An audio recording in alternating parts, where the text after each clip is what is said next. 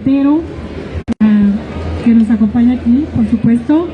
Es doctora en Historia Contemporánea por la Universidad del País Vasco, España, maestra en Ciencias Antropológicas con especialidad en Antropología Social por la Universidad Veracruzana, investigadora del Instituto de Investigaciones Histórico-Sociales y docente de la Facultad de Historia de la Universidad Veracruzana, miembro del Sistema Nacional de Investigadores. Es cofundadora y coordinadora del Cuerpo Académico Consolidado 180 Historia y Cultura. Su agenda de investigación incluye antropología e historia de las religiosidades y espiritualidades, con énfasis en los procesos de cambio y construcción religiosa en la globalidad a partir de la última década del siglo XX al XXI. Cuenta con diversas publicaciones de libros, capítulos y artículos especializados aparecidos en editoriales extranjeras y en México. Bienvenida, Lupita Vargas. Pero antes de darle la palabra a ella, a nuestra coordinadora, vamos a darle la palabra al doctor Ricardo Vigueras Fernández. A ver dónde está. No aparece. No. No No apareces aquí, sí, es verdad. Ricardo Vigueras Fernández, que es doctor en Filología Clásica por la Universidad de Murcia, España, y profesor investigador de la Universidad Autónoma de Ciudad Juárez desde hace más de 20 años, autor de decenas de artículos y de una veintena de libros académicos y de ficción. Y me gustaría pasarle el micrófono al doctor Ricardo para que nos haga un comentario sobre esta publicación. Buenas tardes a todos, gracias por estar aquí. Sí, bueno, aquí vamos a presentar este libro de la doctora Vargas, que me parece que es el inicio de una serie muy importante y a destacar. Y sobre el tema de los celos y la envidia es mucho lo que se ha escrito, es mucho lo que hay en este volumen contenido. Yo lo que voy a hacer, he querido escribir unas líneas al respecto para hallar mejor, un hilo más preciso sobre todos los artículos que ustedes pueden encontrar aquí, ¿no? Hablar también un poquito del origen de este volumen, que ya la doctora nos hablará dentro de un rato más de cómo se fue desarrollando este proyecto de investigación interdisciplinar. Hace unos años que la doctora Guadalupe Vargas inició, junto con otros profesores de la Universidad Veracruzana, entre quienes destaca la doctora Magali Velasco, el apasionante proyecto de dedicar un seminario seguido de un coloquio bianual de naturaleza interdisciplinar al tema de las bajas pasiones, máscara de los controvertidos y tan humanos pecados capitales.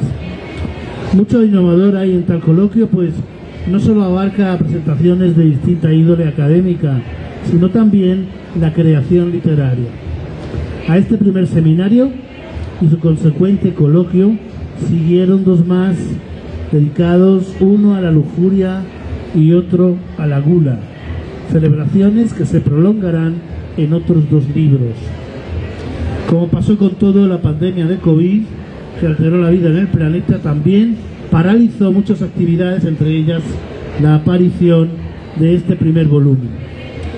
La riqueza de este trabajo reside en su carácter interdisciplinario, rasgo de estos tiempos donde las distintas disciplinas se mezclan unas con otras para burlar la visión aristocrática de las ciencias y de las artes, que empieza, ustedes lo saben, por una brutal separación entre ambas y en posteriores ramificaciones anticuadas para estos tiempos que corren. Fue también una idea notable de la doctora y del comité organizador que se mezclaran las ciencias llamadas duras con las humanidades, de tal manera que en este volumen tenemos reunidos la historia, la literatura, la neurotología, la filosofía, la sociología y otras aproximaciones que engrandecen en este caso concreto la mirada esa baja pasión que es la envidia y su correlato, los celos, estos sentimientos feroces que muerden los corazones y los deja dolidos y desgarrados, como bien afirma uno de los epígrafes que aparecen en el libro. Les cito: el corazón apacible es vida de la carne, mas la envidia es carcoma de los huesos. Esto es de Proverbios 14:30. La envidia y los celos, que tantas páginas de la mejor literatura han alumbrado, son vistas aquí también con curiosidad científica, intentando dilucidar su origen y la naturaleza de su humanidad, más que sus consecuencias e imaginarios, entre los cuales destacan tantos grandes personajes de la literatura. Por ejemplo, Otelo, el moro de Venecia, cuya tragedia y la de su esposa Desdemona es originada por la insana instigación de Yago, uno de los grandes envidiosos de la historia de la literatura. El volumen consta de 4 partes o segmentos. La primera, titulada La envidia flaca y amarilla que muerde y no come, es de corte histórico. Está integrada por 3 ensayos. El primero es de Alfredo Vargas González, quien analiza un caso proveniente de un mito azteca del siglo XVI. En este ensayo comprobamos de nuevo que la naturaleza humana es una sola, que las emociones que la conmueven o la perturban se dieron entre los antiguos aztecas, los franceses de la Ilustración u hoy en las calles de Wall Street. El segundo, de Estela Carrillo, se enfrasca en las huellas que dio el tópico de los celos, en poemas de autores destacados y anónimos del siglo XVI al XVIII, en un ejercicio de literatura comparada especialmente apasionante, pues demuestra el punto anterior: las formas cambian, pero la humanidad del ser humano permanece. El tercer ensayo lo firma Marco Antonio Chavarín González y aborda 4 novelas históricas mexicanas. El segundo segmento se titula La envidia frente al espejo de las violencias. Contiene 4 ensayos que nos sitúan en el siglo XXI, desde la filosofía y otras ciencias. El trabajo de Witold Chalczynski nos ofrece una amplia y compleja visión de las bajas pasiones a partir de Ludwig Wittgenstein, en contraste con el sistema de pensamiento de Platón, San Agustín y Freud. El ensayo de Guadalupe Vargas Montero, compiladora aquí a mi lado del volumen, plantea el fenómeno del mal de ojo como una representación social de la envidia. Un fenómeno, insiste la autora, que merece ser estudiado más allá de que se crea o no en el mismo, ¿no?, en el mal de ojo. El ensayo de Carla Juliana Carreón Tapia aborda un cuento de la escritora uruguaya Marosa Di Giorgio. 3 investigadoras del diseño gráfico firman el siguiente trabajo muy interesante, donde levantan una encuesta realizada a 300 estudiantes de secundaria de diseño gráfico con edades entre 17 y 30 años. Seleccionaron los colores con los que se identifican los conceptos de celos y de envidia. Sorprende descubrir en este artículo ecos de asociaciones de colores con sentimientos muy extrañas y muy antiguas, como por ejemplo el famoso terror de color verde que tantas veces menciona Homero en su obra. Y para Homero el miedo es de color verde, es algo muy interesante. Tercer bloque, la envidia que llevamos dentro, consta de 2 ensayos cuyo eje de articulación es la hiperviolencia contemporánea. Abarca todas las manifestaciones de la vida y se desprende de la violencia económica que los grandes capitales han naturalizado en nuestras sociedades. Magali Velasco Vargas analiza 3 novelas: Basura de Silvia Aguilar Seleni, El monstruo pentápodo de Liliana Blum y El dolor es un triángulo equilátero de Norma Lasso. Obras muy representativas de 3 de las mejores autoras mexicanas en activo y que a su manera son una reinterpretación del cuento de Blancanieves, aplicado al tema tan punzante de el abuso infantil de niñas.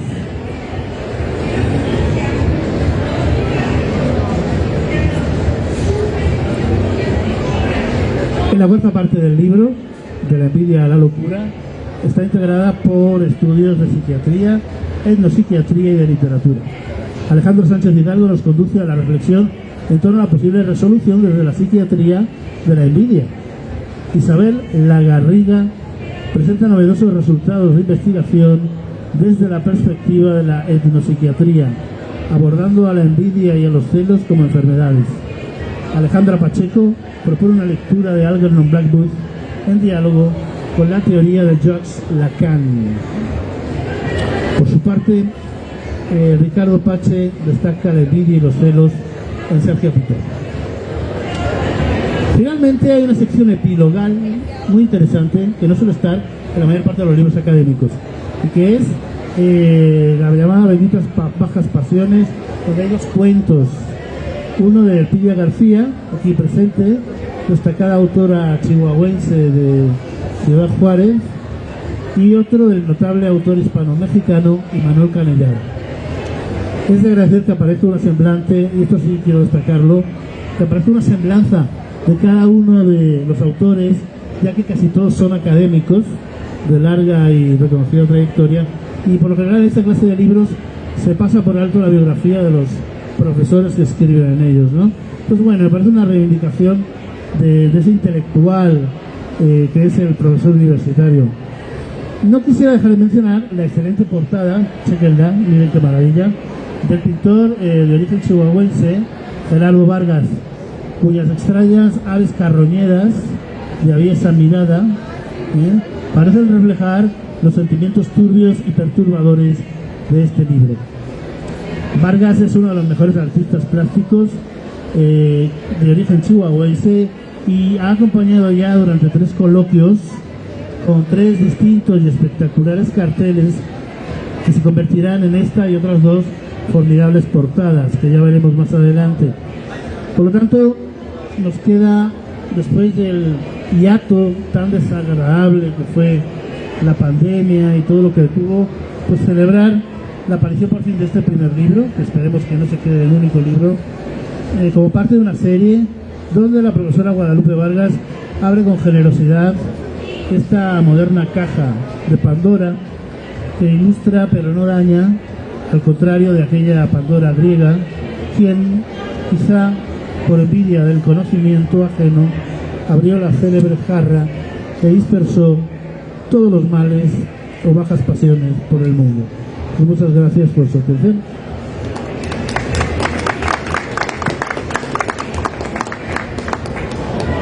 Bueno, gracias, doctor Vigueras.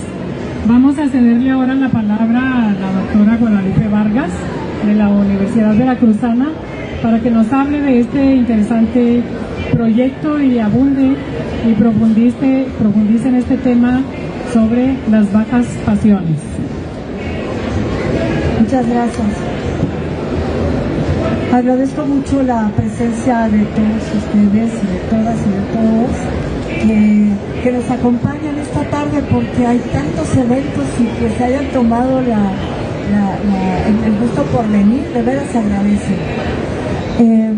Bueno, tengo que empezar a platicarles un poco del grupo de investigación, que yo creo que nace, como todos los buenos proyectos, nace entre amigos. Entonces, entre amigos que por azar del destino nos fuimos conociendo, y donde había psiquiatras y donde había gente de neurociencias, arqueólogos, historiadores, antropólogos y literatos y creadores y artistas. Entonces hicimos unas primeras reuniones donde discutíamos, pues sí, ya estamos aquí, pero ¿qué vamos a trabajar? Yo soy neuroetóloga, yo soy psiquiatra, en fin, ¿qué vamos a hacer? Empezamos a charlar qué era lo que nos podía reunir para investigar y trabajar de manera inter y multidisciplinaria. Entonces, una de las cuestiones más importantes que sentimos en aquel momento fue el estudio de las emociones. En tanto, las emociones atraviesan al ser humano en todos los tiempos y en todos los espacios. El estudio de las emociones es lo que en un momento dado va a ser un hilo conductor en todas estas las ciencias en general, tanto las ciencias de la conducta como las humanidades y las ciencias sociales. En ese sentido, cuando establecimos que íbamos a trabajar emociones, dijimos, bueno, ¿cuáles emociones? Para ello, por supuesto, que los especialistas nos dieron cátedra para comenzar qué eran las emociones y qué eran los sentimientos. Porque desde la perspectiva humanística o de las ciencias sociales, muy bien, que digamos, no sabíamos, ¿no? Con esta serie de pláticas y de seminarios que se fueron sucediendo unos tras otros durante un tiempo, fue que decidimos considerar los 7 pecados capitales como la expresión idónea para investigar lo que nos proponíamos hacer. En ese sentido, dijimos, bueno, ¿por dónde comenzamos? Y nos pareció sumamente atractivo algo de lo cual todos hemos padecido, que son celos y envidia. Es que tengo envidia de la buena. No es cierto, no existe. La envidia es envidia, el celo es el celo. ¿Por qué la está viendo? ¿Por qué? ¿Por qué no ve igual a mí? ¿Sí? ¿O por qué trae esos lentes? Me encantan porque yo no los tengo, etcétera. Entonces, todo esto no están completos los trabajos en este volumen, pero cuando se hizo el coloquio, nos fascinaron los trabajos de los neuroetólogos hablando de la envidia entre los animales, cómo se envidian, pero realmente se envidian con esta, o sea, con toda la categoría puesta. Y en ese sentido nos pareció sumamente interesante y empezamos, bueno, a ver arqueólogos, celos y envidia, México antiguo, antiguas civilizaciones, nuestras culturas. Y empezamos a trabajar historiadores y los literatos y etcétera, los creadores, creen cuentos sobre esta temática.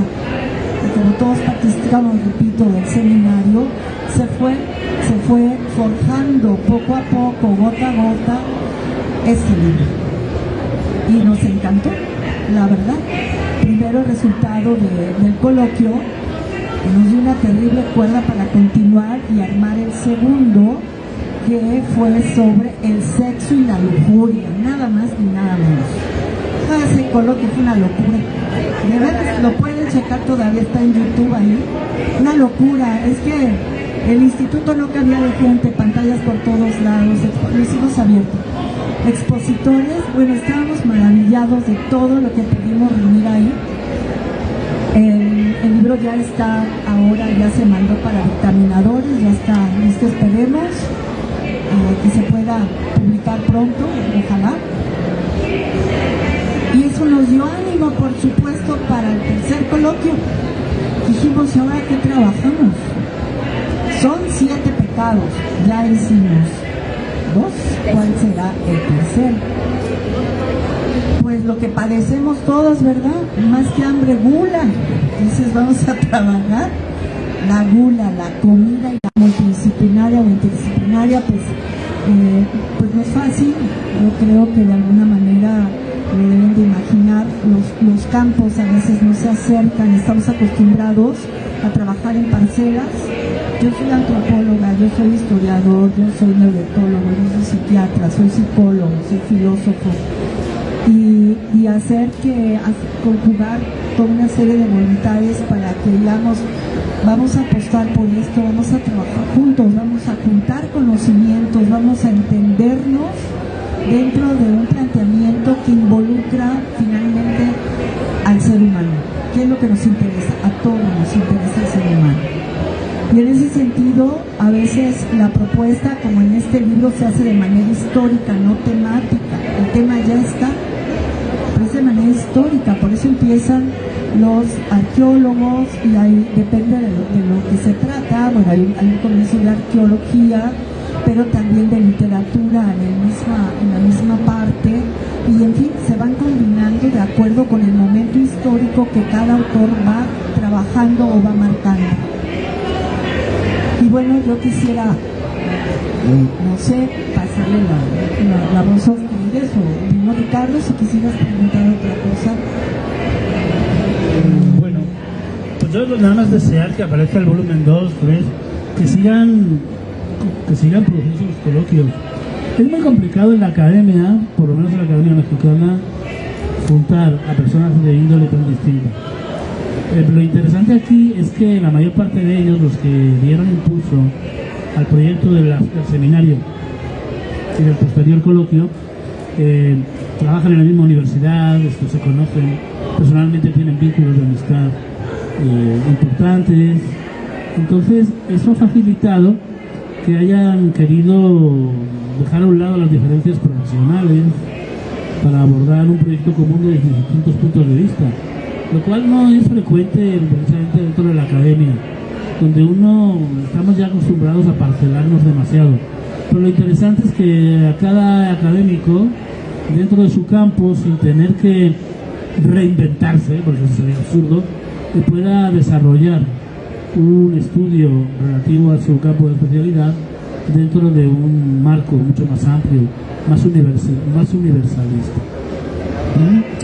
Hay quien dice hoy que esto de la especialización ya hemos abusado demasiado de ello y que ya estamos llegando a una especie de callejón sin salida, que lo que hay que volver es a juntar de alguna forma las artes y las ciencias, que esa división entre las humanidades y las ciencias, por ejemplo, o sobre las artes y las ciencias, nos ha llevado a artistas muy ignorantes en muchos aspectos de la física, de la geografía, de la historia, de la física, de la química, y también ha llevado a científicos a ser muy palurdos y muy ignorantes en cuestiones de arte, de literatura, de sensibilidad humana. Pues hay que recordar que, bueno, que también el científico es artista, en buena medida, y que en cierto modo también el artista, si hace su cometido con racionalidad y con cordura, también es al mismo tiempo un científico, ¿no? Por ejemplo, entre los literatos es muy común el desdén entre la crítica y la creación, ¿verdad? Bueno, es que estos son académicos, estos no, pues no nos juntamos con ellos, nosotros somos creadores, somos poetas, somos novelistas. Ahí es un error, porque, por ejemplo, el académico es creativo y es artista dentro de su campo, ¿sí? Y también el creador, el novelista o el poeta es un crítico dentro del suyo, porque el novelista, por ejemplo, ¿por qué elige un tema y no otro, unos personajes y no otros, un estilo y no otro, un vocabulario y no otro, una época y no otra? Pues sencillamente porque está descartando aquello que no le interesa y se centra en aquello que sí le interesa. Y para eso, forzosamente, de una manera intuitiva, tiene que haber desarrollado un sistema crítico personal que lo decanta hacia unos temas y unos estilos y no a otros. De la misma manera, los científicos son muy creativos también, cuando descubren, cuando investigan, cuando finalmente encuentran una puerta abierta, ¿no? Entonces, esa absurda distinción entre oposición más bien entre las artes y las letras, entre las letras y las ciencias, es absolutamente descabellada. Ahí tenemos el personaje de Leonardo da Vinci, que era tanto un genio en lo artístico como en lo científico.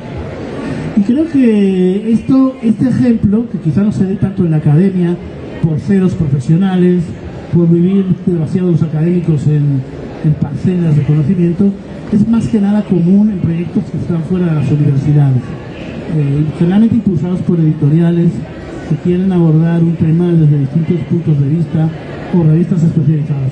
Entonces me parece muy importante que en la Universidad de Guadalupe hayan emprendido este proyecto, a ver si ahora, a mí en lo personal, como profesor de literatura y de mitología, de letras clásicas, me ha servido mucho de estar a los coloquios, yo llevo los 3, y escuchar a neurólogos hablar sobre algunos de estos temas, ¿no?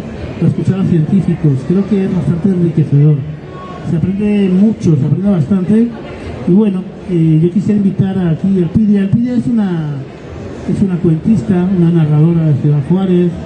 Ella sobre todo ha escrito mucho sobre la maquiladora, la industria maquiladora, que es muy bollante, la frontera norte, y es muy desconocida. Y fuera de la academia, yo me gustaría pasarle el micro para preguntarle cómo ha visto esta experiencia interdisciplinaria de distintas aproximaciones a un tema que suelen ser temas además interesantes, porque remiten a las emociones humanas, a las bajas pasiones, a estos cristianos pecados capitales. Gracias, Ricardo. Bueno, pues yo, para mí, tuve la suerte de que Lupita me invitara al seminario de este asunto tan interesante de las bajas pasiones, de los 7 pecados capitales. Creo que en el primero también tuve una participación menor, pero conforme me fui acercando a las charlas que daban los académicos y los especialistas, pues me dio una comprensión más amplia de estos temas y vi una oportunidad de entonces usarlo pues para nuestra propia creatividad.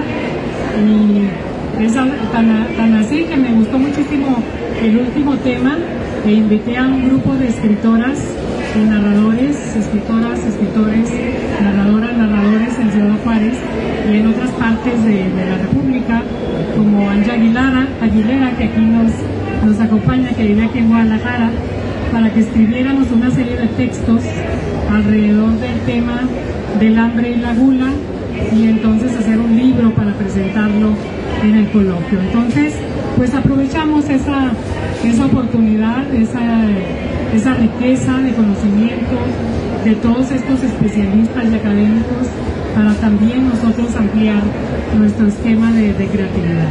Y eso pues fue muy interesante y muy enriquecedor a su vez. ¿Sí? Y bueno, se nos va acabando el tiempo, pero yo también quisiera preguntarle a la doctora Vargas cuántos autores o cuántos académicos especialistas participaron en este libro. Me parece que no lo hemos mencionado, ¿sí? Y de cuántas partes de la República vienen ellos o participaron. Creo que es interesante porque muchísimos académicos se interesaron y enviaron también sus trabajos para participar en el coloquio, y eso creo que también aporta muchísimo valor tanto a la academia pues como a la creatividad y al campo de la investigación.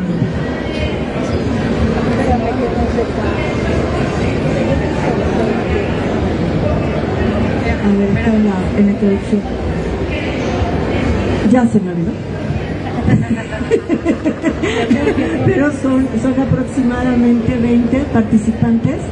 De ellos están de diversas... Es que tengo también que hacer 13 autores. Tengo que aclarar que también hay investigadores independientes. Los psiquiatras no trabajan en la universidad, desgraciadamente. Desgraciadamente, porque nuestra universidad se lo está perdiendo, no por ellos, que les va increíble, ¿no? La consulta es otra cosa. Pero, bueno, digamos que participaron investigadores y creadores de la Universidad Veracruzana, del Colegio de San Luis, del CIESAS de Chiapas, de la Universidad Popular de la Frontera Sur, de la UACJ, de la Universidad Autónoma de Puebla, de la UAP, y me parece que eso es todo. También de la Universidad de la Nónica de Polonia, una coautoría, y parece que sí, es todo. O sea que en realidad este seminario, que siempre lo hacemos virtual, lo único que el primero que este coloquio fue virtual y presencial, porque muchos de los integrantes no se encuentran en la ciudad de Jalapa, sede de la Universidad Veracruzana. Entonces, bueno, siempre nuestros seminarios eran virtuales para que pudieran estar la gran mayoría de los participantes. Y bueno, así lo hemos seguido realizando. Se han aumentado ahora digamos que los participantes, siempre manteniendo cerrados los grupos, porque no podemos ser muchos, porque no nos podríamos poner de acuerdo. Entonces, pues no sé, casi si quisieran preguntar. Sí, yo creo que ya podríamos pasar a que algunos de ustedes hicieran alguna pregunta, algún comentario. Tenemos algunos minutos nada más para ello, entonces a lo mejor la doctora Magali Velasco, ¿sí?, que participó en el libro. Gracias, no nada más agradecer a la Universidad Veracruzana, a la editorial, al trabajo editorial, porque pues, sin ese equipo no se hubiera podido lograr este libro, ¿no? Pido una gran disculpa, lo que pasa es que la primera vez lo hice de manera muy amplia, muy pero muy amplia. Agradecerle al maestro Agustín del Moral que aquí está. No, sí, cómo no, sí, maestro, claro que sí. Y que nos tocó una editora maravillosa, la maestra Angélica, maravillosa, que hizo un trabajo de edición fabuloso, que no sé los autores si se lo agradecieron como debería, ¿verdad? Porque hay personas que no les gusta que le digan, aquí esto no va esto, o te faltó. Pero eso a mí yo lo agradezco de manera infinita y se lo agradecí por todos y por todas. Y la edición está verdaderamente cuidada, bien hecha, pues perfecta, nada imperfecto tampoco, no lo sé. Pero está bellísima la edición y por supuesto que, bueno, si no conocen el libro, pues yo les invitamos, ¿verdad?, a que lo compren, que lo lean y bueno, muchas gracias. Anja Aguilera. Muchas gracias, Elvira. Yo quisiera preguntarles a los tres si recuerdan como algún dato curioso o algo que, digo, porque ya hablaron como de los, sobre todo Ricardo, no solo comentó los artículos, sino como qué les llamó más la atención o qué les gustó de estos textos, como algo que digan, me acuerdo mucho por esto.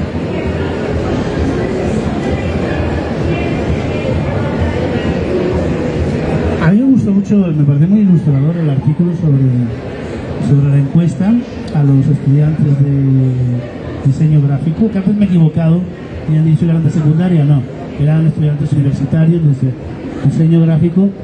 Como ellos, creo que fue una muestra de 300 estudiantes, fueron descifrando que determinadas emociones tenían que ver con determinados colores. Esto que les comentaba hace un momento, ¿no? Que uno no entiende cuando lee a Homero porque dice que el terror es verde.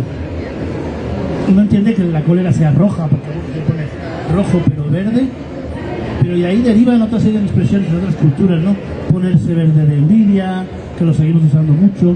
Ese análisis, por supuesto que no arroja unos rasgos, unas conclusiones definitivas, porque la percepción de las emociones que nos transmiten los colores va cambiando con las épocas, lógicamente. Pero ahí se hace un buen recorrido muy interesante acerca de la percepción de los colores y su vinculación con las emociones humanas. Y me pareció el artículo más relevante para mí, ¿no? Más interesante. Todos los demás están muy bien, algunos abordan temas literarios, que son los que más me interesan. Y bueno, decir que me llamó mucho la atención que se pudiera abrir el coloquio a la presencia de personas de otras universidades, como el Colegio de San Luis, como la Universidad Autónoma de Ciudad Juárez, y hablar sobre todo que, bueno, que Ciudad Juárez ha ido cobrando importancia en estos coloquios, que incluso el PIDIA, en el último, el de la Gula, ella decidió presentar un libro de cuentos de autores juarenses sobre la gula y el hambre, para presentarlo ahí precisamente en el coloquio. Y finalmente, con su taller de fieles y leales tigres de la Malasia, pues consiguió presentar un libro de autores de Juárez sobre el hambre y la gula, que se llama Elocuencia del Yantar, y que se presenta este viernes también aquí a las 12. Y fue un poco como el colofón creativo de este tercer coloquio. Así que bueno, felicitar al PIDI y decirles que hacerles publicidad para que vengan si quieren a la presentación de este libro, que También está disponible para su compra en el módulo de la Universidad Autónoma de Ciudad Juárez. Es el número K32, ahí lo pueden encontrar. Elocuencia del Dentado. Bueno, pues para serles sincera, a mí me gustan todos los trabajos, todos aportan una visión diferente, todos son complementarios unos con otros.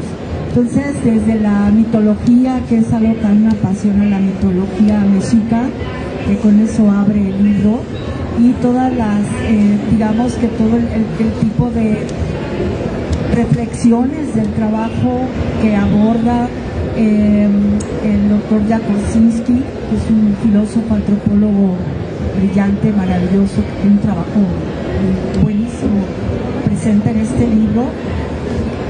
Los trabajos que se hicieron relacionados con los celos y la envidia en diferentes momentos de la novelística mexicana y de otras latitudes.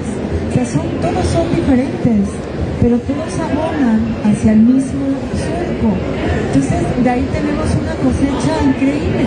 Entonces, no les puedo decir, a mí me encantó lo que yo hice. Me parece eso de, pues sí, porque es tan común y tan corriente. Le hicieron ojo, ¿quién escuchó esto? Entonces, cuando empecé a investigar, aparte de mi trabajo de campo, que trabajo en la cuenca baja del Papaloapan y los Tuxtlas en Veracruz, aparte de eso, cuando me sumergí en la investigación documental, bueno, yo estaba completamente maravillada de la antigüedad de esta creencia, de cómo está esculpida desde el Neolítico, creo. No, una cosa así maravillosa. Entonces, de todo se va a obtener algún abonito extra a cada temática. Entonces, bueno, pues yo creo que eso puede invitarnos con un poco de curiosidad a leerlo. Gracias.